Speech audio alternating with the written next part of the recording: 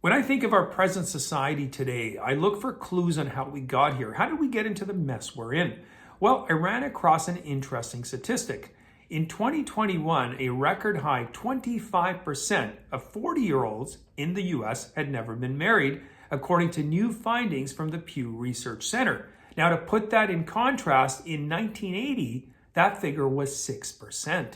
Well, that's over a 400% increase, folks. And obviously would explain, I think, a lot of why we're in the mess we're in. Okay, so let me unpack how first we got here, I think, and what the impact is.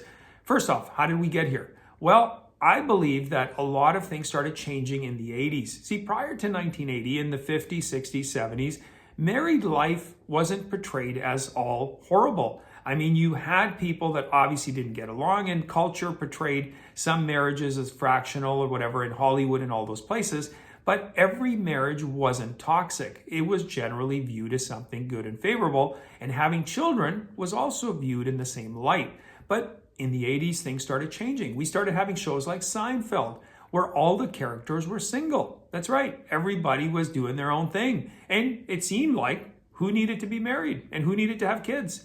Then we had shows like Sex and the City, where then you could just sleep randomly with whoever, and your best life was getting your career on and getting all of those things going. And we had, sadly, shows like Married with Children, which portrayed both marriage and having kids in a very negative light. Everybody was dysfunctional. So that led to, I believe, a lot of the stereotypes and a lot of the ideology that kids and people, the young people at the time, grafted in, and the DNA that got built into their system. So they started living that life. Now, what is the outpouring of that? Well, the outpouring of that is now we have 40-year-olds who are very selfish, because marriage, whether you like it or not, teaches you to be selfless. You have to give to someone else. You have to give up of your own joys and desires, and you have to pour into another human being. But being single allows you to live for you. That's what it's all about. It's about the me generation. It's about my best life, my truth, my everything. And that's the world we're in. That is what we've gotten from all of this. Now, another outpouring of it is that when people are waiting into their 40s or never getting married, chances are they're not having children either, unless, of course, they're Hunter Biden. Now, when you're not having these children, what does that do? Well, inevitably, society comes to an end. Just look at China and look at Japan. I mean, this is what happens in a society that the birth rates are rapidly declining. Somebody has to pay for the future, for all those trinkets and toys and all that good life that you want today. As people age, the needs go up and the costs go up, and somebody has to pay for those people that are getting older. But if there's no children around, who's going to pay for it? And that is the reality we're running into. And because, let's face it, people who are childless have no stake in the future. They don't care. At the end of the day, if once they're gone, that's it. It's all over. Que sera, sera. And they don't care who's left behind to pick up the pieces. As you can see, a society cannot sustain itself with those principles. We're seeing this played out in places like Europe and other places where you're seeing a lot of the leaders on the world stage there are either single or childless. This is the inevitable consequences when we have leaders that don't value either marriage or family. Another factor that's played heavily since the 80s, the divorce rate has rapidly increased. Why? I believe, again, it has to do with people being more selfish and not selfless.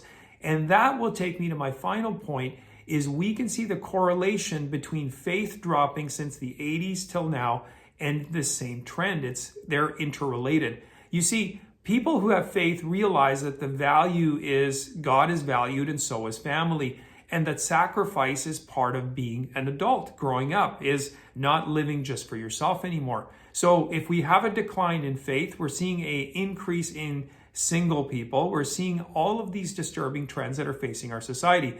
Now, if this stuff was awesome and it worked really well and 40-year-olds were super happy, we wouldn't have the anxiety, the depression, the suicide rates that North Americans face, and even Europeans, Western Europeans. It's everywhere, folks. People are not happy deep down living this in spite of what they may tell you. We're seeing this all with the confusion with the trans movement. We're seeing this with the obsession and the love of, the green movement. People are looking for purpose in their life.